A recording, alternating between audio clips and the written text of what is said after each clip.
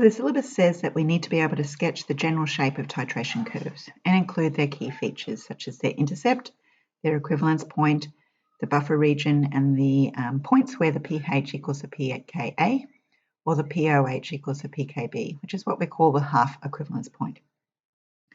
So let's start with a strong acid and a strong base. So when you're working with strong, you just got to remember that it does completely dissociate. So if you're told a particular molarity, make sure that you've actually worked out the pH. So for example, for pH, for concentration of 1 molar, negative log of 1 is 0. So therefore my acid is going to start at 0 and my strong base will be starting at 14. So across the bottom you can actually see I've got the actual titrant that we're measuring, which means my analyte is the pH that starts with. So in this case we're going to start with 0 when I've got the acid is what I'm running into and the base is what I'm measuring.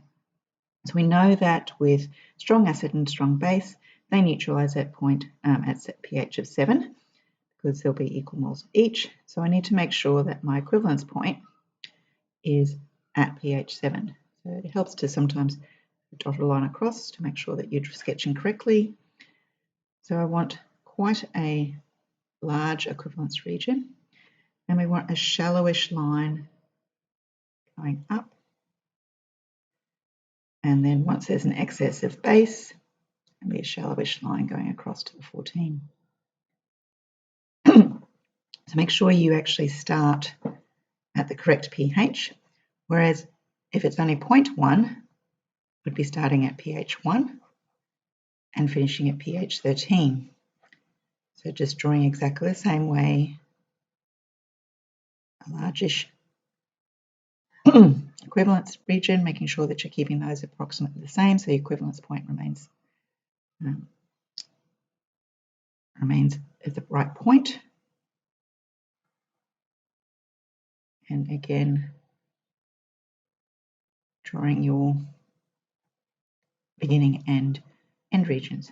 So this at the halfway up, and I've probably drawn that a little bit, let's fix that.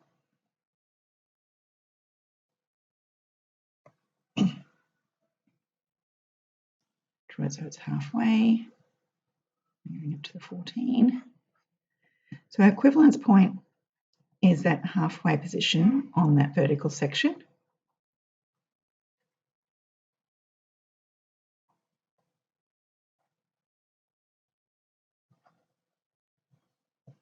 Our buffer region is before it actually starts getting this really sharp peak. So at the beginning here is our buffer region.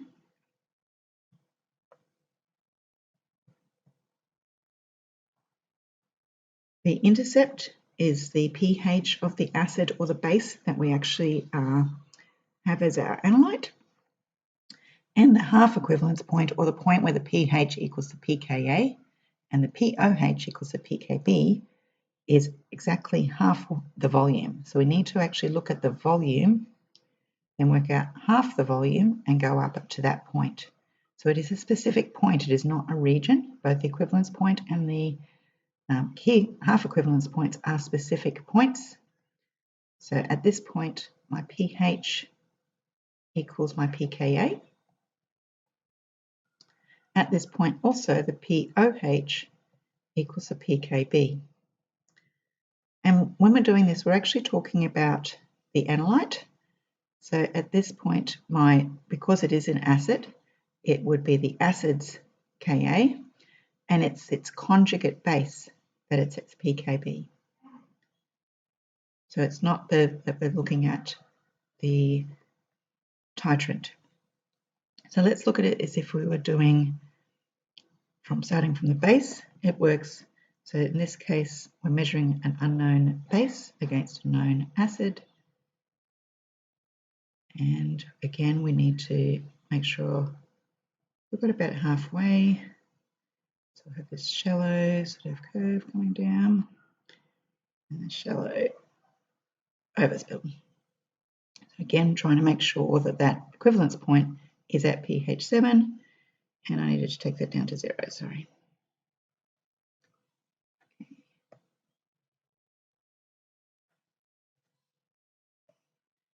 So this is with 1 molar. Remember, 1 molar, the pHs would have been 14 and 0. So in terms of the second one, my pH will be about 1 and 13. Again, it's just doing the same thing, thinking about the fact that my equivalence point is going to be, I'm just running it to 1 and running it to 13. And again, you've got your points. So you can see that up here, even though this was a base, still talking about the pH equals the pKa. So remember, if I've got my base, its conjugate acid is what this is the Ka of. The pKb would be for the original base.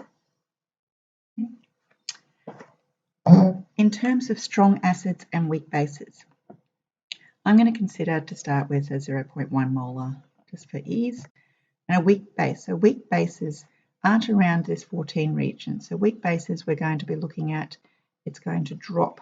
So if we start here, it's going to be dropping to probably about the 11 sort of region. So my starting point for the weak base would be at 11. If I've still got a strong acid, I'm going to still start at the pH 1. But what it affects is I need to think if a strong acid at neutralization, my pH is going to be below 7. So my equivalence point needs to be below 7.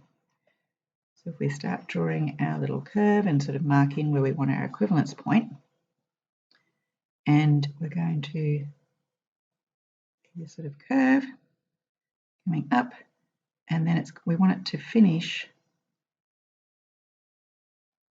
well below the 14. Oops, probably gone too high.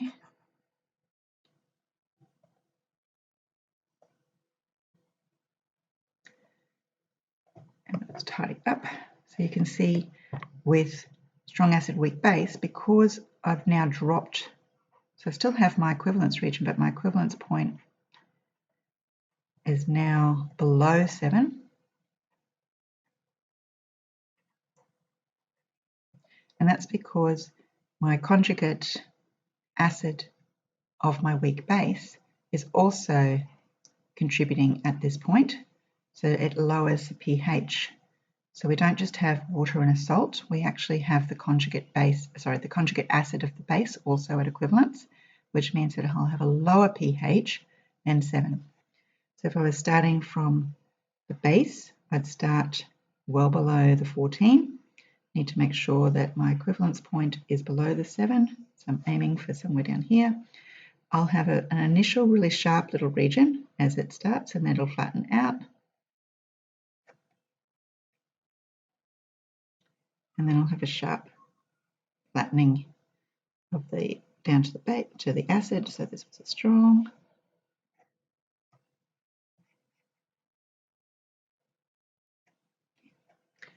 So we have our equivalence point again below the 7. With a weak acid and a strong base, weak acids we're probably looking at an initial pH of starting around the 3. So strong acids up to 0.01 molar would be up to about the 2, so it would have to be a very low concentration of a strong acid to be up towards here. So at the moment we're starting with 3. Now we've got a strong base, which means I have my conjugate base of my acid at neutralization also present. So my pH is going to be above 7 because I've got this conjugate base also present. So I'm looking at a pH above 7 for my equivalence point. Aim for about here. I'll start with a bit of a steep and then it'll shallow out, back up, and it'll finish up here.